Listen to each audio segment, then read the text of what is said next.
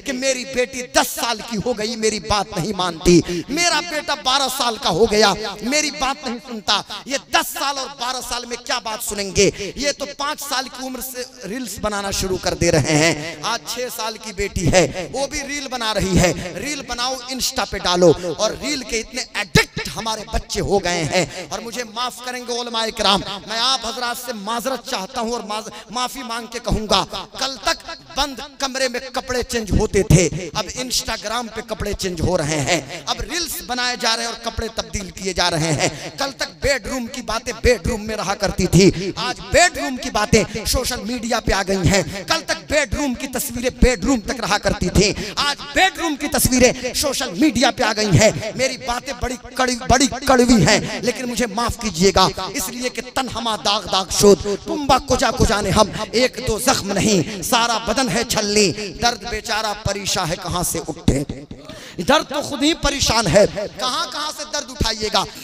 दिल की धड़कन में करीना और कटरीना की अदाएं होंगी, बॉलीवुड की मूवी होगी, तो जाहिर सी बात है लड़कियां भी उसी तरह पैदा होंगी। और आजकल तो बाप लोग बाज़ाब्ता, एक बाप ने फख्र से मुझको कहा कि हजरत मेरी बेटी तो बेहतरीन डांसर है, मैं तो कन्वेंट में पढ़ाता हूं और डांस करती है, तो अपनी बच्ची को पहुंचाने के अस्तगफिरुल्लाह माज़ल्लाहि रब्बिल आलमीन और डांस पार्टी में बच्ची को पेश किया, मेरी बेटी तो डांस करती है खुद। हमारी जमात के मुक़्तदर मुअज़्ज़ज़ उलमाए मिल्लत इस्लामिया, बावकार सामईन, अज़ीज़ान मिल्लत, बावकार अइम्मे मसाजिद व असातिज़े मदारिस, मेरी कौम के नौजवानों, मुस्तक़बिल की अमानतों के अमीनों, अस्सलामु अलैकुम व रहमतुल्लाहि तआला व बरकातुहू। ये जवाब सिर्फ स्टेज से आया है, सलाम मैंने आप हजरात को किया है, इनको भी किया है, वाजिब को वाजिब की तरह अदा कीजिए। अस्सलामु अलैकुम व रहमतुल्लाहि व बरकातुहू। ये मतलब क्यों है हजरत अल्लामा ज़ुन्नुरैन साहब क़िबला, ये बीच में क्या मतलब रास्ता वगैरह है क्या? कुर्सी वाले लोग काफ़ी दूर हैं, तो कोई आएगा नहीं तो आप कुर्सी लेके आ जाइए, कुर्सी लेके आइए ना। थोड़ा सा इतना मालूम दे रहा है कि मैं इस वक्त इंडिया में ख़िताब कर रहा हूँ, आप किसी पड़ोसी मुल्क में बैठे हुए हैं, फिर काफ़ी डिस्टेंस, इतनी दूरी अच्छी बात नहीं है ना। ये तो खुद हम पीछे थे फिर आगे आए, अब इन लोगों को मैं कैसे, फिर चैनल वाले परेशान हो जाएंगे, उनको आगे आना पड़ेगा। ऑडियंस और ख़तीब के बीच ये ज़रूरी है कि कम्युनिकेशन में हम लोगों को ये पढ़ाया जाता है कि मतलब क़ुर्बत हो, डिस्टेंस ना हो, मतलब जो ऑडियंस हो मेरे सामने हो, करीब हो, एकदम काफ़ी करीब हो। ताकि अब देखिए माशाल्लाह आप आज आ जाइए मदरसे, उधर जो रोड पे हमारे बच्चे खड़े हैं भाई, क्यों आ जाइए माशाल्लाह, माँ बहुत अच्छे लोग हैं भाई आप। ऐसा नहीं होता है 4-5 बार कहने के बाद लोग आते हैं, तो यही लोग अच्छे लोग हैं कि आप लोग भी तो माशाल्लाह अच्छे लोग हैं भाई, तो आप लोग भी आ जाइए कुर्सी लेके, कि मैं खुद आ जाऊँ आप लोगों को लेने के लिए, आ जाइए आगे आ जाइए माशाल्लाह। मैं अपनी कौम की बेटियों, माँओं और बहनों से गुजारिश करूँगा कि इत्मीनान से बैठें, बहुत ज़्यादा आवाज़ उधर से आ रही है। अल्लाहुम्मा लकल हम्द अंत मलिकुस समावाति वल अर्द व मन फ़ीहिन्न व लकल हम्द अंत क़य्यमुस समावाति वल अर्द व मन फ़ीहिन्न व लकल हम्द अंत नूरुस समावाति वल अर्द व मन फ़ीहिन्न व लकल हम्द। अल्लाहुम्मा अंतल हक़ व वअदुकल हक़ व लिक़ाउका हक़ वल जन्नतु हक़्क़ुन वन नारु हक़्क़ वन नबियून हक़्क़ुन व मुहम्मदुन हक़्क़। अल्लाहुम्मा लका अस्लमतु व बिका आमनतु व अलैका तवक्कलतु अम्मा बाद फ़अऊज़ु बिल्लाहि मिनश शैतानिर रजीम। बिस्मिल्लाहिर रहमानिर रहीम। या अय्युहल्लज़ीना आमनू क़ू अन्फुसकुम व अहलीकुम नारा सदक़ल्लाहु मौलानल अज़ीम। वक़द सद्दक़ता या मक्की या मदनी या हाशमी या मुत्तलबी या क़रशी या हिजाज़ी व नहनु अला ज़ालिका लमिनश शाहिदीन व शाकिरीन वल्हम्दुलिल्लाहि रब्बिल आलमीन। हाज़रीन मोहतरम, ये ऑपरेटर साहब की तरह ठीक तो था, शुरू में मैं खुतबा पढ़ाऊँ तो ठीक था, उसी तरह कीजिए। हाज़रीन मोहतरम, आइए कुछ अर्ज़ करने से कबल मैं बेहतर और मुनासिब समझता हूँ कि अपने और सारी कायनात के मरकज़ अक़ीदत सब्ज़ गुंबद के मकीने मुक़द्दस मुस्तफ़ा जान रहमत शम्अ बज़्म हिदायत शहर यार इरम ताजदार हरम नौबहार शफ़ाअत शब असरा के दूल्हा खातिमे पैगम्बरा शफ़ी आसिया बाइस तकवीन रोज़गार सरकार अबद करार जाने आलमीन सैयदुल मुरसलीन रहमतुल लिल आलमीन जाने कायनात मुख्तार कायनात आलिमे माकान व मा यकून हाजिर व नाजिर पैगम्बर हाजिर व नाजिर पैगम्बर हाजिर व नाजिर पैगम्बर आमिना के लाल हलीमा के दिलबर हज़रत मोहम्मद मुस्तफ़ा अहमद मुज्तबा सल्लल्लाहु अलैहि वसल्लम की मुक़द्दस बारगाह में बावाज़े बुलंद दुरूद शरीफ पढ़िए। अल्लाहुम्मा सल्लि अला सय्यदी अल्लाहुम्मा सल्लि अला सय्यदिना व शफ़ीअना व मौलाना मुहम्मदिन मादिनिल जूद वल करम वालिहिल किराम व सहबिहिल इज़ाम व इब्निहिल करीमिल गौसिल आज़मिल अफ़ख़मिल हुमाम व हिज़्बिही अजमईन। एक बार आप जितने हजरात मौजूद हैं जरा सब लोग मिल के पढ़ें तो बावाज़े बुलंद दुरूद शरीफ आपको जो भी याद हो। अल्लाहुम्मा सल्लि व सल्लिम व बारिक अला सय्यदिना मुहम्मद सल्लल्लाहु अलैहि वसल्लम क़द ज़ाक़त हीलती अदरिकनी या रसूल अल्लाह सल्लल्लाहु तआला अलैहि वसल्लम। एक बार वो दुरूद शरीफ पढ़िए जो नमाज में पढ़ते हैं, नमाज में पढ़ते हैं। अल्लाहुम्मा सल्लि अला सय्यदिना मुहम्मद व अला आलि सय्यदिना मुहम्मद कमा सल्लैता अला सय्यदिना इब्राहीम व अला आलि सय्यदिना इब्राहीम इन्नका हमीदुम मजीद। अल्लाहुम्मा बारिक अला सय्यदिना मुहम्मद व अला आलि सय्यदिना मुहम्मद कमा बारकता अला सय्यदिना इब्राहीम व अला आलि सय्यदिना इब्राहीम इन्नका हमीदुम मजीद। पूरे मजमा पे तायराना नजर डालिए हजरत सूफी साहब किबला, फिर आप देखिए आपको अंदाजा लग जाएगा दुरूद इब्राहिमी पढ़ने की जब बात आती है तो। इसीलिए मैं बार बार कह रहा हूँ, रोजाना हर रात कह रहा हूँ और बार बार मैं लोगों से दुरूद इब्राहिमी पढ़ा रहा हूँ, पढ़वा भी रहा हूँ, इसलिए पढ़ भी रहा हूँ ताकि आप याद करें उसको। 10-20 बार सुने, 30 बार सुने, 50 बार सुने, यूट्यूब से सुने, याद करें। और याद करने के लिए बेहतरीन तरीका यह है कि नमाजों की पाबंदी करना शुरू कर दें। मेरे सामने सरों का हुजूम इस वक्त मौजूद है। यहाँ पे देवरिया ज़िला का ये मरकज़ी मकाम और मरकज़ी इलाका है, जैसा कि हज़रत अल्लामा मौलाना ज़ुन्नुरैन साहब क़िबला मद्दज़िल्लहुल आली ने मुझे बताया। इंशाअल्लाह मेरे बाद आप एक अजीम इस्लामिक स्कॉलर हज़रत अल्लामा मौलाना डॉक्टर रूहुल अमीन साहब क़िबला जो मेरे बड़े मुअज़्ज़ज़ हैं, उनका खिताब इंशाअल्लाह आप समाअत करेंगे।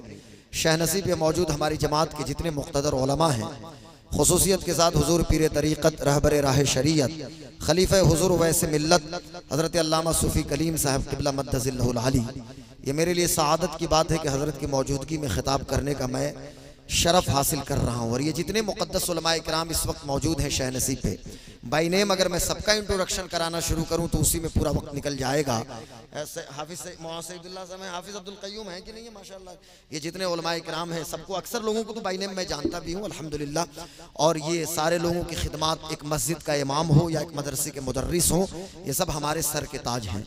बल्कि मैं तो सीना ठोक के डंके की चोट पे बड़ी जिम्मेदारी के साथ कहता हूँ कि इन मुक़द्दस उलमाए किराम के कदमों के ज़र्रात को ग़ुलाम गौस क़ादरी अपनी दस्तार का तुर्रा बनाता है। ये बड़े लोग हैं साहब, ये ज़मीन पे सितारे हैं आसमान के। और ये वो लोग हैं कि जो अपनी प्रैक्टिकली लाइफ से, अपनी अमली ज़िंदगी से, अपनी तहजीब से, अपने तमद्दुन से, अपनी सकाफ़त से अहले दुनिया को ये पैगाम दे रहे हैं कि दुनिया वालों, सूरज हूँ ज़िंदगी की रमक छोड़ जाऊँगा, मैं डूब भी गया तो शफक छोड़ जाऊँगा। आज इनको टॉर्चर करने की बहुत ज़्यादा कोशिश की जा रही है हमारे देवरिया ज़िला और कुशीनगर और गोरखपुर मंडल में तो कम, लेकिन बहराइच के मदरसों की जब जांच की जाती है तो बाज़ाब्ता रील्स बनाई जाती है और रील बना के उसको अपलोड भी किया जाता है, उसको शेयर भी किया जाता है इंस्टाग्राम पे। मेरे मतलब एक कोई किसी बयान को कोई तोड़ मड़ोड़ के पेश नहीं करेगा, क्योंकि मीडिया वाले भी तमाम लोग मौजूद हैं और यहाँ तक कि हमारी जांच एजेंसियाँ भी मौजूद होंगी। IB के भी लोग होंगे छुपे हुए, और भी बहुत सारे लोग मौजूद होंगे। मैं चैनल वालों से भी गुजारिश करूंगा कि किस कॉन्टेक्स्ट और किस तनाजुर में मैं गुफ्तगू करूंगा उसमें से काट छांट के भाई उसको मत शेयर करना, बल्कि पूरी बात को पेश करने की ज़रूरत मतलब है। मैं ये कहना ये चाहता हूँ। आज ये मदरसा अरबिया मेराजुल उलूम, क्या हज़रत, मदरसा अरबिया मेराजुल उलूम कि ये जश्न दस्तारबंदी का मौका है ना, सालाना जश्न दस्तारबंदी है। ये जितने उलमाए किराम हैं ये सब हमारे सर के ताज हैं। ये सिर्फ मुझे सपोर्ट कर दें, दुआ दे दें, ये मेरे लिए काफ़ी है। चूँकि मैं आपको एड्रेस करने के लिए आया हूँ और सूफी साहब किबला की मौजूदगी में ये लगभग 10वीं या 12वीं है, उससे भी ज़ायद शायद ये तकरीर होगी। हज़रत की दुआएं भी फ़कीर के साथ है। मेरी कौम की बेटियां, मेरी माएँ, मेरी बहनें भी कसीर तादाद में आई हैं। मैंने हज़रत से कहा, अल्लामा ज़ुन्नुरैन साहब किबला से, कि भाई मैं तो इस सीज़न में मतलब पूरा रमज़ान से पहले ईद बाद से मैं देख रहा हूँ, लेकिन ख़वातीन का इतना बड़ा मजमा तो हमने कहीं नहीं देखा। ये क्या बात है कि मेराजुल उलूम भी खचाखच भरा हुआ है, बाहर भी वही मामला है। बल्कि भटनी बुजुर्ग से जब गाड़ी हमारी टर्न ली है वहाँ से सड़कों की भी यही सूरत हाल है। ये पता नहीं, अब मैं नहीं समझता कि ये सिर्फ इसी मोहल्ले की ख़वातीन हैं या अतराफ़ो जवानीब से अच्छा हर जगह से चारों तरफ से हमारी बेटियाँ, मेरी माएँ बहनें आई हैं। अव्वलन तो उनको आना ही नहीं चाहिए था, पर अगर वो आ गई हैं तो इत्मीनान और सुकून के साथ बैठें। लेकिन मुझे हज़रत अल्लामा अहमद यार ख़ान नईमी रहमतुल्लाह अलैह, वो अल्लामा अहमद यार ख़ान नईमी रहमतुल्लाह अलैह कि जिन्होंने मिशकातुल मसाबीह की भी शरह लिखी, मिरातुल मनाहिज और भी उनकी बहुत सारी किताबें हैं। उन्होंने ख्वाब में बहुत कई बार रसूल पाक सल्लल्लाहु अलैहि वसल्लम की ज़ियारत उन्होंने की है, हुजूर की ज़ियारत से मुशर्रफ हुए हैं। वो लिखते हैं कि औरतें मीना बाज़ार या मेला बाज़ार में घूमती रहती हैं, उससे बेहतर है कि थोड़ी देर अगर जलसे की महफिल में बैठ जाएं तो दीन ही की बात तो समाप्त करेंगी ना। इसलिए ये बेहतर भी, चलो आ भी गई तो पर्दे का इंतज़ाम हमारे यहाँ के ये इस गांव के देवरिया बुद्धू खान के लोगों ने और मदरसे के और जलसे के जितने ऑर्गेनाइजर्स और कमेटी के जितने लोग हैं, हमारे वॉलंटियर्स हैं, इन्होंने बाज़ाब्ता पर्दे का इंतज़ाम कर दिया है। कुछ तो पर्दा हो ही गया है, मुकम्मल पर्दा हम इसको नहीं कह सकते, पर मैं उन्हें एड्रेस उधर घूम के नहीं कर सकता। मैं आपको खिताब कर रहा हूँ, पर वो मेरी बेटियाँ, मेरी माएँ, मेरी बहनें आई हैं तो उनसे मेरी गुजारिश है कि इत्मीनान से बैठें। काफ़ी अब सिंसियर हो जाइए, थोड़ी देर के लिए अपने मोबाइल फ़ोन को भी उस साइलेंट मोड में रख लीजिए। अब रिकॉर्ड कोई करे तो मैं उसको मना नहीं करूँगा, लेकिन कौम की बेटियों और माँओं और बहनों से कहूँगा कि वो थोड़ी देर के लिए साइलेंट हो जाएं और अपने मोबाइल फ़ोन को भी साइलेंट कर दें। अब ये नहीं कि जलसे में, मेराजुल उलूम के जलसे में सास बहू के झगड़े शुरू हो जाएँ, दियादिन और ननद की सारी बातें यहीं पर हो जाएँ, एक दूसरे की किस्से कहानी यहीं हो जाए। चूँकि जलसों को तो हमने पिकनिक स्पॉट बना दिया है और इंटरटेनमेंट का सोर्स बना दिया है। हालांकि इसी जलसे का खतीब मैं भी हूं और इन्हीं जलसों के जरिए आप मुझे जानते हैं। मैं जलसों का विरोधी नहीं हूं और मैं इनका कंडेम नहीं करता, इनकी तरदीद नहीं करता, लेकिन जलसों के अंदर स्पिरिचुअलिटी की जरूरत है, रूहानियत लाने की जरूरत है। हमारे मुफ्ती आज़म आलम इस्लाम हुजूर मुस्तफ़ा रज़ा खान यानी हमारे मुफ्ती आज़म हिंद, और मैं तो सीना ठोक के कहता हूं कि हमारे मुफ्ती आज़म हिंद, भाई जिनके मुफ्ती आज़म हिंद है वो कहें हमारे मुफ्ती आज़म हिंद, हमारे मुफ्ती आज़म आलम इस्लाम कि जिनको हम कहते हैं शबीह गौसे आज़म। और मैं बड़ी मतलब बहुत जिम्मेदारी के साथ एक बात बोलूंगा, चैनल वालों से भी गुजारिश है कि काट छाट मत करना, क्योंकि बात इधर की उधर काट कर, आज तो मुल्क में ऐसे भी बवाल है, कश्मीर से लेकर कन्याकुमारी तक और गुजरात से लेकर असम तक, अंडमान से लक्षद्वीप तक। यार हमारे निजी मसाइल क्या कम ही पड़े हुए हैं कि कोई खतीब आता है तो मुजफ्फरपुर में बोलना शुरू करता है तो किसी आले रसूल के खिलाफ बोलना शुरू कर देता है। भाई किसी को सबको कीड़ा काट रहा है आज और सबके मुंह में जबान है, जिसके मुंह में जो जबान है और बोलना शुरू कर दे। लेकिन मैं लोगों से एक बात जरूर कहूंगा कि आज जो हर शख्स को हमने बना दिया साहब, कोई शबीह मौला अली है, कोई शबीह गौसे आजम है, तो कोई शबीह मुफ्ती आजम है, तो कोई शबीह इमाम हुसैन है, तो कोई शबीह इमाम हसन है। सरकार मुफ्ती आजम हिंद को शबीह गौसे आजम इस माने में हमारे बुजुर्गान दीन कहते थे, हजरत मुझे करेक्ट कीजिएगा क्योंकि बड़ी जिम्मेदारी के साथ मैं कहता हूँ, इस माने में कहते थे शरीयत की पाबंदी के माने में, और कसरत करामत की वजह से, चूंकि करामतों का सुदूर वहां भी ज्यादा होता था और यहाँ भी नाइब गौसे आजम सरकार मुफ्ती आजम हिंद से भी करामतों का सुदूर होता था, इस माने में शबीह गौसे आजम कहा गया। मेरे मुफ्ती आजम हिंद जिनके बारे में मेरे शेख, मेरे मुर्शिद बरहक, मेरे मुर्शिद बरहक, ये कौन मेरे मुर्शिद बरहक हैं? अक्सर इसमें बहुत सारे लोगों के वो मुर्शिद बरहक हैं, यानी मेरे ताजुश शरिया, सरकार ताजुश शरिया वारिस उलूम आला हजरत जानशीन हुजूर मुफ्ती आजम आलम इस्लाम, मजहर हुज्जतुल इस्लाम, शहजादे मुफस्सिर आजम हिंद हजरत अल्लामा मौलाना मुफ्ती मोहम्मद अख्तर रजा खान अजहरी रहमतुल्लाह अलैह नव्वर अल्लाह मरकदहु। मेरे शेख ने कहा कहा कि मुत्तकी बनकर दिखाए इस जमाने में कोई, एक मेरे मुफ्ती आजम का तकवा छोड़ के और ख्वाब में आकर दिखाओ हमको भी है जहां कभी कौन सी दुनिया बसाई तूने दुनिया छोड़ के। और आगे मेरे शेख ने कहा कि एक तुम दुनिया में रह के, एक तुम दुनिया में रह के तारीखे दुनिया रहे, रह के दुनिया में दिखाए कौन दुनिया छोड़ के। हुजूर मुफ्ती आजम हिंद रहमतुल्लाह अलैह, बात मेरी दूसरी समत में ना चली जाए, एक रेलिवेंट टॉपिक को मैं टच करने की कोशिश करूंगा। चूंकि मेरी बेटियां बहुत ज्यादा तादाद में आई हैं, तो चूंकि मुखातब मेरी बेटियां भी हैं, मेरी बहनें भी और मेरी माएँ भी हैं, और आप हजरात भी हैं, मर्द हजरात भी हैं, और हमारी कौम के नौजवान भी मौजूद हैं। जो नौजवान अपाची और पल्सर चलाने वाले नौजवान हैं वो भी सुनेंगे और तमाम हजरात सुनेंगे। मैं कहना ये चाहता हूँ कि मेरे मुफ्ती आजम हिंद रहमतुल्लाह अलैह स्टेज पे बैठ जाते थे। ये बहुत सारे लोग जिन लोगों ने मुफ्ती आजम हिंद का जमाना देखा होगा, शायद कि हमारे वो हजरत जिनका चेहरा चमक रहा है माशाल्लाह सफेद दाढ़ी वाले, उन्होंने कहीं देखा हो, या शायद वो मुफ्ती आजम हिंद ही के मुरीद होंगे, मुझे ऐसा महसूस हो रहा है, या ताजुल शरिया के मुरीद होंगे, या सैयद वैस मुस्तफ़ा के मुरीद होंगे। तो मैं अर्ज़ ये कर रहा था कि ये हमारे जो पुराने जो मशाइख हैं ये बताते हैं कि इशा के बाद या जब भी मुफ्ती आजम हिंद को लोग स्टेज पे लाते थे उस वक्त बैठ गए, मुकर्रिर आ रहे हैं तकरीर कर रहे हैं, खतीब आ रहे हैं बोले जा रहे हैं, शायर आ रहे हैं पढ़ रहे हैं, मुफ्ती आजम हिंद बैठे हुए हैं, और फजर तक मुफ्ती आजम हिंद बैठते थे। तकरीर में से जो कमाल पैदा नहीं होता था, मुफ्ती आजम हिंद की खामोशी वो कमाल पैदा कर देती थी। हुजूर मुफ्ती आजम हिंद खामोशी के साथ बैठते थे, एक नजर लोगों की पड़ जाए मुफ्ती आजम हिंद पे या उनकी नजर लोगों पे पड़ जाए, लोगों के दिलों में इनकलाब बर्पा हो जाता था। उस जमाने में हमारे जलसे स्पिरिचुअल सेंटर हुआ करते थे, भाग पीछे की तरफ ऐ गर्दिश अय्याम तू। आज भी जरूरत यह है कि जलसों को स्पिरिचुअल सेंटर बनाया जाए, यानी रूहानी मरकज बनाया जाए, और हम जब जलसे में आए तो जलसा सुनने का भी आला दर्जा, आला नहीं बल्कि अदना दर्जा यह है कि सुनने वाले भी बावजू मौजूद हो, यानी जितने सामईन हो इशा की नमाज पढ़ के बैठ जाएं, या इशा का वक्त चल रहा है तो इशा का वक्त अभी है, फजर के वक्त से पहले पहले तक आप यहाँ से जाएं भी तो इशा की नमाज पढ़ें और बावजू जलसे में बैठा करें, और सुनाने वाले भी बावजू रहें। अल्हम्दुलिल्लाह सुनाने वाला कोशिश करता है कि बावजू ही रहे, और आपको भी चाहिए कि हम बावजू रहें। ये अदना दर्जा है, इसमें बड़ी बरकत होती है। चूंकि हम कहते हैं कि इस जलसे में हुजूर आए हैं, हुजूर आए हैं, हालांकि इस तरह कहने की कोई जरूरत भी नहीं है, ये हुजूर की मर्जी है, हुजूर जहां मर्जी तशरीफ ले आए, पर हमारी तो कोई अपनी हैसियत नहीं कि हम अपनी जबान से कहें। हम तो इतना कहेंगे कि शाह चे अजब कर बनवाजंद गदारा, बादशाहों को ये क्या अजब है कि हम फकीरों को न नवाजे। हम तो सिर्फ इतना कहेंगे कि गर कबूल उफ्तत ज़हे इज्जो शरफ, अगर वो कबूल कर लें यही हमारे शरफ के लिए काफी है। इसलिए मैं कहना ये चाहता हूँ कि जलसों को इंटरटेनमेंट का सोर्स न बनाया जाए। आज ऐलान हो जाता है कि देवरिया के बुद्धू खान में जलसा है, चलो एक लड़के ने किसी के पास फोन कर दिया, चलो वहां मुलाकात हो जाएगी, हम भी चले चलते हैं। अब सारे लोग चलते हैं, मुलाकात के घर से आ गए हैं। नहीं भाई, और आप आके हमारे जलसे को कामयाब नहीं बनाइएगा, बल्कि हमें अपने तरीका को बदलना पड़ेगा। अब ऐलान को भी चेंज करना पड़ेगा। हमें यह कहने की कतई जरूरत नहीं है कि कसीर से कसीर तादाद में आइए और हमारे जलसे को कामयाब बनाइए। नहीं नहीं, आप कसीर से कसीर तादाद में आके अपनी जिंदगी को कामयाब बनाइए। भाई जलसे तो खुद ही कामयाब है, मौलाना सईदुल्लाह साहब क़िबला, हुजूर का जिक्र कामयाब नहीं, ये कौन सी बात हो गई भाई? ये मुस्तफ़ा जाने आलम का हम यहाँ जिक्र कर रहे हैं, इस्लाम की बातें कर रहे हैं, तो जलसे तो खुद ही कामयाब है।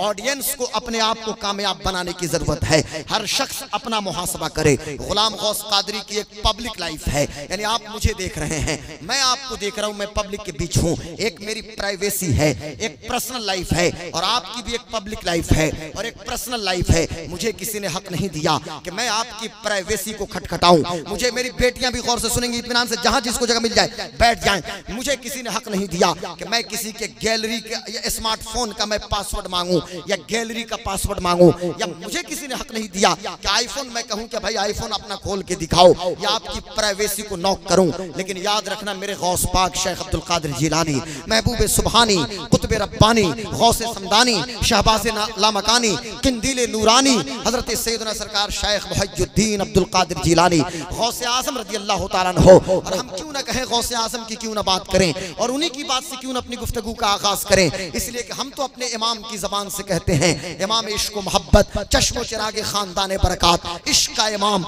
मोहब्बत का इमाम, बरेली की धरती से जो मेरे इमाम ने कहा कि तुझसे दर दर सर से सग और सग से है निस्बत मुझको, मेरी गर्दन में भी ये दूर का डोरा तेरा।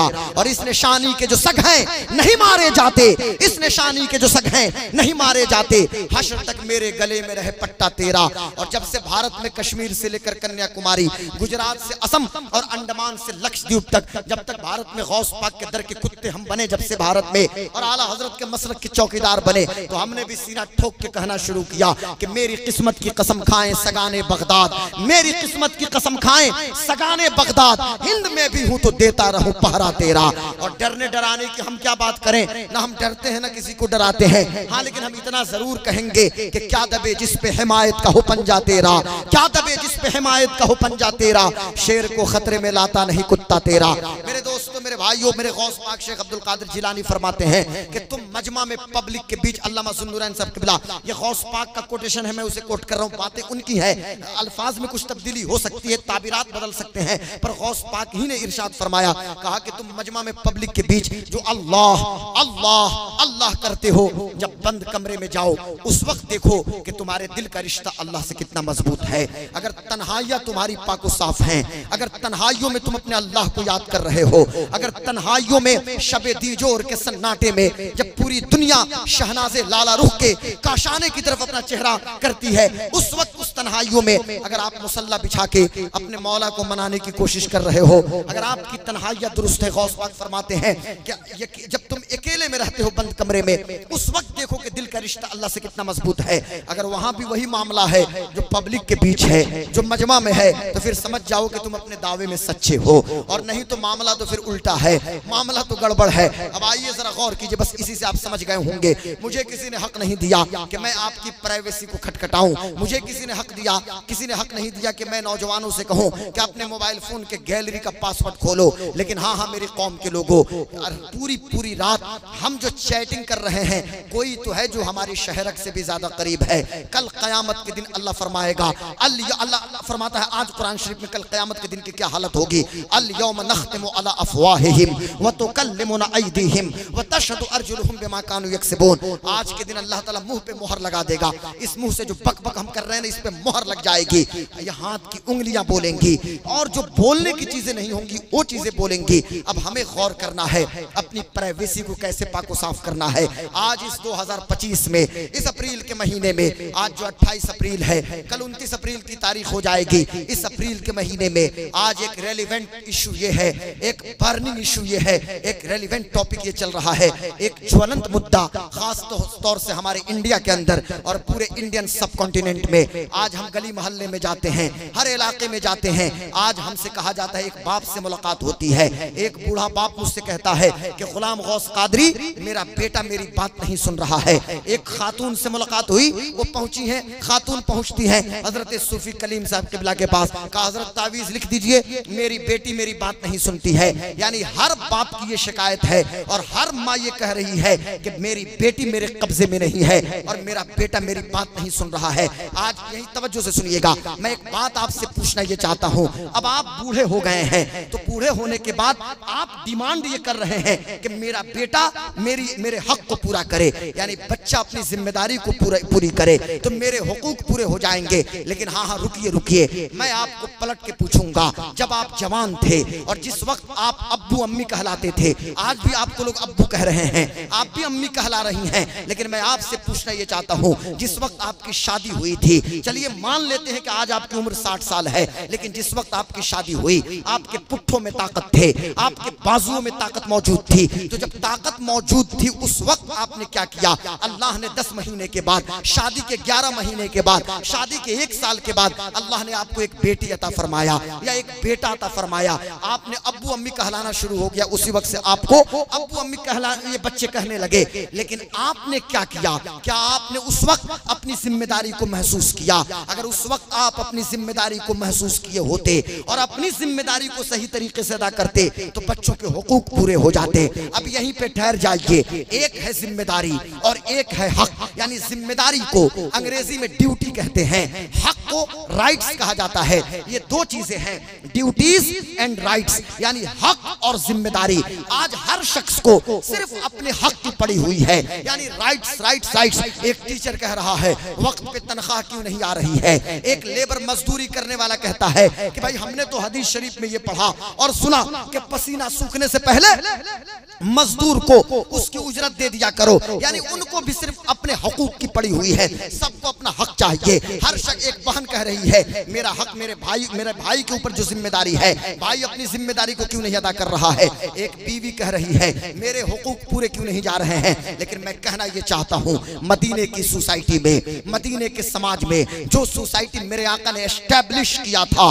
वहां पे रसूल अकरम सल्लल्लाहु अलैहि वसल्लम ने हुकूक की बात बाद में की है, सबसे पहले जिम्मेदारियों की बात की है। और मुस्तफा ने इरशाद फरमाया है कि हर शख्स अगर अपनी जिम्मेदारी को सही तरीके से अदा करना शुरू कर दे तो एक दूसरे के हुकूक खुद ब खुद पूरे होने लगेंगे। और मैं आपको समझाने के लिए बताऊं कि जिम्मेदारी और हक ये दोनों सिक्के के हेड एंड टेल भाग हैं। सिक्का वगैरह है, किसी के जेब में सिक्का हो तो मैं उसको मिसाल देके आपको समझाने की कोशिश करूं कि सिक्के के हेड एंड टेल भाग, यानी सिक्का का एक हेड होता है, एक टेल होता है। तो अब जिम्मेदारी को अगर आप हेड कहते हैं तो हक, ये जैसे मिसाल के तौर मेरे हाथ में सिक्का है तो सिक्के का एक हेड होता है और एक टेल होता है। अब मैं आपको समझाने के लिए कहता हूं कि सिक्के का हेड एंड टेल भाग जो है ना, यानी सिक्के के हेड एंड टेल, ऊपर में अगर हेड आप कहते हैं तो नीचे जाहिर सी बात है टेल है। तो मैं बताना ये चाहता हूं कि ड्यूटी को अगर आप हेड समझते हैं तो राइट टेल होंगे, और अगर राइट को आप हेड समझते हैं तो ड्यूटी टेल है। अब इसको और मैं समझा दूं, एक मालिक है, घर में काम उसने लगाया है, उसने प्लम्बर को, उसको जरूरत है कि भाई मुझे प्लम्बर चाहिए, मुझे एक इलेक्ट्रिशियन चाहिए, उसने प्लम्बर को बुलाया, इलेक्ट्रिशियन को बुलाया, उसने कारपेंटर को बुलाया, उसने सेफ्टी ऑफिसर को बुला लिया, उसने और भी बहुत सारे वर्कर्स को जमा कर लिया। अब सुबह से शाम तक जो ड्यूटी आवर है, प्लम्बर भी काम कर रहा है, इलेक्ट्रिशियन भी काम कर रहा है, एसी मैकेनिक भी काम कर रहा है, और भी जितने वर्कर्स हैं काम कर रहे हैं। मालिक साहब सिर्फ मुआयना कर रहे हैं। अब जैसे ही शाम होती है और वर्क आवर जैसे ही खत्म हुआ, अब इनकी जिम्मेदारी ये है कि पसीना सूखने से पहले मजदूर को उसकी उजरत दे दें। उनकी जिम्मेदारी थी कि मेहनत से काम किया करें, बदन न चुराया करें, बहुत ज्यादा आराम न किया करें, बल्कि मेहनत किया करें। अगर वो अपनी जिम्मेदारी अदा करेंगे तो इनका हक पूरा हो रहा है, ये अपनी जिम्मेदारी अदा कर रहे हैं तो उनके हुकूक पूरे हो रहे हैं। और समझाने के लिए मैं आपको बताऊं, एक स्कूल का टीचर है, एक मकतब में पढ़ाने वाला कोई शख्स है, मकतब में बच्चों को पढ़ा रहा है। अब जाहिर सी बात है, घंटी जो है पहली घंटी से 8वीं घंटी तक बच्चों को तालीम देनी है। जो आराम की घंटी है, चलो ऑफिस में बैठना है या बच्चों का होमवर्क चेक करना है। अब ये अपनी जिम्मेदारी अदा करें, तो जब ये अपनी जिम्मेदारी अदा करेंगे बहैसियत उस्ताद, तो बच्चों के हुकूक खुद ब खुद पूरे हो जाएंगे। अब मैनेजिंग बॉडी की जिम्मेदारी है कि वो अपनी जिम्मेदारी अदा करें, यानी वक्त पे इनको तनख्वाह दे दें, तो वो अपनी जिम्मेदारी अदा करेंगे, इनके हुकूक पूरे हो जाएंगे। सैकड़ों मिसाल मेरे जहन में है, लेकिन मिसाल ही पे वक्त खत्म हो जाए तो फिर अपने टॉपिक से मैं इंसाफ नहीं कर पाऊंगा, इसलिए जरा तवज्जो से सुनिएगा। मैं कहना ये चाहता हूं मेरे दोस्तों, मेरे बुजुर्गों, मेरे भाइयों, ये मैंने सिर्फ एग्जाम्पल के लिए समझाया कि पेरेंटिंग क्या है। आज तकरीर में माँ बाप के हुकूक पे बड़ी तकरीरें हो जाती हैं कि माँ के हक को पूरा करो। यार मैं भी कहता हूं कि माँ के कदम के नीचे जन्नत है। बाप की दुआ एक बेटे के हक में ऐसी है जैसे नबी की दुआ उनकी उम्मत के हक में हुआ करती है। तो ये सारी चीजें अपनी जगह मौजूद हैं, हम कहां इसके मुनकिर हैं। लेकिन हाँ, ये क्यों नहीं गुफ्तगू की जाती कि पेरेंटिंग फुल टाइम जॉब है। सिर्फ अब्बू अम्मी कहलाना आसान नहीं है। शादी होगी 10 महीने के बाद अब्बू अम्मी हम कहलाने लगेंगे। मेरा बेटा मुझे अब्बू कहेगा, मेरी बीवी को अम्मी कहना शुरू कर देगा, लेकिन फकत अब्बू अम्मी कहलाना ये कामयाबी नहीं है साहब। पेरेंटिंग फुल टाइम जॉब है, मुकम्मल वक्त चाहिए बच्चों की तरबियत के हवाले से। यार आप चले हैं 10 साल की उम्र में मौलाना ज़ुन्नुरैन के पास जाके तावीज लेने कि मेरी बेटी 10 साल की हो गई, मेरी बात नहीं मानती, मेरा बेटा 12 साल का हो गया, मेरी बात नहीं सुनता। ये 10 साल और 12 साल में क्या बात सुनेंगे। ये तो 5 साल की उम्र से रील्स बनाना शुरू कर दे रहे हैं। आज 6 साल की बेटी है, वो भी रील बना रही है। रील बनाओ, इंस्टा पे डालो, और रील के इतने एडिक्ट हमारे बच्चे हो गए हैं। और मुझे माफ करेंगे उलमाए किराम, मैं आप हजरात से माजरत चाहता हूं और माफी मांग के कहूंगा, कल तक बंद कमरे में कपड़े चेंज होते थे, अब इंस्टाग्राम पे कपड़े चेंज हो रहे हैं। अब रील्स बनाए जा रहे हैं और कपड़े तब्दील किए जा रहे हैं। कल तक बेडरूम की बातें बेडरूम में रहा करती थी, आज बेडरूम की बातें सोशल मीडिया पे आ गई हैं। कल तक बेडरूम की तस्वीरें बेडरूम तक रहा करती थी, आज बेडरूम की तस्वीरें सोशल मीडिया पे आ गई हैं। मेरी बातें बड़ी कड़वी हैं, लेकिन मुझे माफ कीजिएगा, इसलिए कि तन्हमा दाग दाग शोध तुम्बा कुजा कुजाने हम, एक दो जख्म नहीं सारा बदन है छलनी, दर्द बेचारा परेशान है कहां से उठे, दर्द तो खुद ही परेशान है, कहां कहां से दर्द उठाइएगा। पेशानी पे जख्म है, सीने पे जख्म है, पीठ पे जख्म है, पूरा बदन ही जख्मी है, मरहम आप कहां कहां रखेंगे। आज रील के इतने एडिक्ट हो गए हैं, बाथरूम जाने से पहले रील बनाना है, और रील के इतने एडिक्शन है कि कब्रिस्तान में भी रील्स बनाई जा रही है। कोई जनाजा जाए तो वहां भी सेल्फी लोग लेना शुरू कर दे रहे हैं, कब्र में उतारने के वक्त भी अब लोगों ने सेल्फी लेना शुरू कर दिया। अस्तगफिरुल्लाह। और मुसलमान के बच्चों की हालत यह है इल्ला माशाअल्लाह, अब तो पोजीशन सिर्फ यही है कि सेल्फी लो, अपलोड करो, कितने लाइक्स आए, कितने कमेंट्स आए, कितने लोगों ने शेयर किया, बस यही देखते रहो। और एक नया ट्रेंड ये चला है, स्टेटस लगा दीजिए, स्टेटस लगा दीजिए और बार बार व्यूअर चेक कीजिए। वो उसने देखा कि नहीं जिसको दिखाना मकसूद है। यार तो जब जिसको दिखाना ही था डायरेक्ट उसको क्यों नहीं सेंड कर दिए। ये बार बार और ये डॉट डॉट वाला स्टेटस लगा के इतना वजूद को तबाह बर्बाद कर लिया। हमारी कौम के बच्चों ने, मेरी कौम की बेटियों ने अपने वजूद को खोखला कर लिया, और आपने भी अपने वजूद को तबाह बर्बाद कर लिया। इस रील लाइफ ने हमारे रियल लाइफ को अजीरन बना दिया है। रील लाइफ में ग्लैमर है, रियल लाइफ में खूबसूरती है, रियल लाइफ में चकाचौंध है, लेकिन जब रियल लाइफ में आप आइएगा, जब ग्रास रूट पे आइएगा तो यहाँ मेहनत है, यहाँ मशक्कत है। रियल लाइफ में पसीना बहाना पड़ेगा। जो चीजें फोटो में खूबसूरत दिखती हैं, कोई जरूरी नहीं है कि जमीनी सतह पे वो चीजें खूबसूरत दिखाई देंगी। और इस आर्टिफिशियल इंटेलिजेंस के जमाने में, इस AI के जमाने में सारी चीजों को खूबसूरत बनाकर पेश की जा रही है। अब ऐसे माहौल में, तवज्जो से सुनिए, अब ऐसे माहौल में 10 साल में आप चले हैं बेटी को समझाने, 12 साल में बच्चे की तरबियत करने चले हैं। नहीं नहीं मेरे दोस्तों, मैं एक पैगाम यहां से दे रहा हूं जामिया अरबिया मिराजुल उलूम के इस स्टेज से कि बच्चों की तरबियत जो करनी है 10 साल और 12 साल की उम्र में नहीं। अभी हम जवान हैं, मेरे बच्चे छोटे हैं, बच्चों की तरबियत जो करनी है माँ के शिकम से तरबियत करनी है। आप कहिएगा हजरत माँ के शिकम से कैसे तरबियत होती है? तो मैं सिर्फ आपको समझाता हूँ माँ के शिकम से कैसे तरबियत होती है। यहाँ पे यूटेरस है, बाईं जानिब रहमे मादर है, और यहाँ पे दिल है माँ का।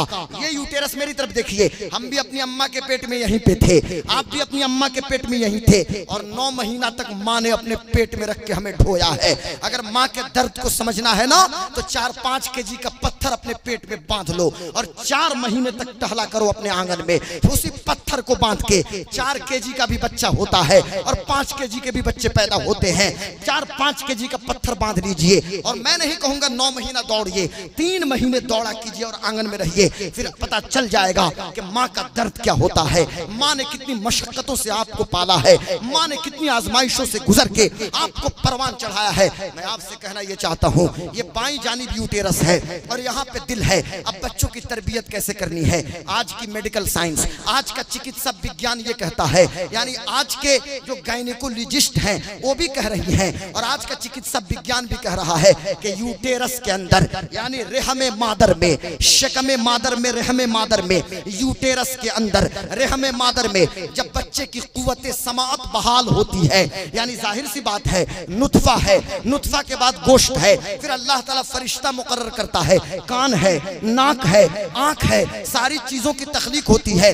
अब जब कुव्वते समाअत बहाल होती है यानी सुनने की ताकत बहाल होती है, तो बच्चे के कान में सबसे पहली आवाज किसी चीज की जाती है तो माँ के दिल की धड़कन की आवाज सबसे ज्यादा जाती है। यानी बच्चा रहमे मादर में अपने अम्मी के दिल की धड़कन को सुनता है। अब मेरे प्यारे आका सरवरे कायनात के गुलामों के गुलाम एक बुजुर्ग हैं, वो फरमाते हैं कि दिल की धड़कन को दुरुस्त कर लो, दिल की धड़कन में इनकलाब लाने की कोशिश करो। अब दिल की धड़कन को कैसे दुरुस्त करनी है? आज हमारे घरों में किस किस चीज की कमी है साहब? शौहर जिद्दा में है, कोई यम्बू में है, कोई जुबैल में है, कोई दम्माम में है, कोई रियाद में है, सऊदी अरब के मुख्तलिफ इलाकों में या अरब वर्ल्ड में लोग मौजूद हैं। हमारे घरों में वाशिंग मशीन, फ्रीज, कूलर, ऐसी सारी चीजें मौजूद हैं और सामने बहुत बड़ा LCD है, लिक्विड क्राइस्टल डिस्प्ले मौजूद है। हमारी बेटी के हाथ में रिमोट कंट्रोल है, वो सीरियल पे सीरियल तब्दील कर रही है। यहाँ बुजुर्गान दीन फरमा रहे हैं कि जब औरतें उम्मीद से हो तो उनसे कहो कि कुरान की तिलावत की कसरत किया करें, उनसे कहो कि नबी मुकर्रम पे दुरूद शरीफ पढ़ा करें, उनसे कहो कि नमाज की पाबंदी किया करें, यानी नमाज की पाबंदी करें। फजर, जोहर, असर, मगरिब, इशा तो पढ़ती थी, अब तहज्जुद भी पढ़ना शुरू कर दें। उनसे कहो कुरान की तिलावत करें, उनसे कहो हुजूर पे दुरूद शरीफ पढ़ें, उनसे कहो कि मुसल्ले पे बैठी रहें, हाथ में तस्बीह लेके नबी पे दुरूद और सलाम के नजराने पेश करती रहें। अब ये कौन कह रहे हैं? बुजुर्गान दीन कह रहे हैं और मेडिकल साइंस कह रही है कि बच्चे वही सुनते हैं, माँ का दिल धड़कता है और दिल की धड़कन को महसूस करते हैं। अब मैं आपसे पूछना ये चाहता हूं, आज हमारे घर की बेटियां, हमारी बहनें उम्मीद से होती हैं और 9 महीना पहले ही से जब इलाज शुरू होता है तो जो गायनेकोलॉजिस्ट होती है देवरिया की हुई कहीं की, जो प्रसूति रोग विशेषज्ञ डॉक्टर, वो कह देगी बेड रेस्ट चाहिए। तो अब बेड रेस्ट ये पड़ी हुई है, ना नमाज पढ़ेंगी ना कुरान की तिलावत करेंगी, और बाद में सीजर, तो सीजेरियन, फिर ऑपरेशन और बच्चे की विलादत हो जाएगी। मैं कहना ये चाहता हूं कि 10 साल और 12 साल की उम्र में बच्चों की तरबियत मत कीजिए। बच्चों को अगर संभालना है तो माँ के पेट से संभालिए। आप माँ हैं, आपकी जिम्मेदारी है, आप बाप हैं, आपकी जिम्मेदारी है। जब घर की औरतें उम्मीद से हो तो दिल की धड़कन को दुरुस्त कीजिए। दिल की धड़कन में कुरान की तिलावत होगी, दिल की धड़कन में नबी का इश्क होगा, दिल की धड़कन में नबी पे दुरूद होगा, तो मैं मानता हूं कि कोई गौसे आजम तो नहीं पैदा होगा, लेकिन गौसे आजम के गुलाम तो जरूर पैदा होंगे। कोई वैसे करनी तो नहीं पैदा होगा, लेकिन वैसे करनी के गुलाम तो जरूर पैदा होंगे। तो दिल की धड़कन को दुरुस्त कीजिए। तो और अगर दिल की धड़कन में करीना और कटरीना की अदाएं होंगी, बॉलीवुड की मूवी होगी, तो जाहिर सी बात है लड़कियां भी उसी तरह पैदा होंगी। और आजकल तो बाप लोग बाज़ाब्ता, एक बाप ने फख्र से मुझको कहा कि हजरत मेरी बेटी तो बेहतरीन डांसर है, मैं तो कन्वेंट में पढ़ाता हूं और डांस करती है, तो अपनी बच्ची को पहुंचाने गया अस्तगफिरुल्लाह माज़ल्लाहि रब्बिल आलमीन, और डांस पार्टी में बच्ची को पेश किया, मेरी बेटी तो डांस करती है। खुद से बाप, और एक तो हैरत की बात है सूफी साहब अल्लाहु अकबर, कि बाज़ाब्ता दाढ़ी वाले एक बाप को देखा, वो अपने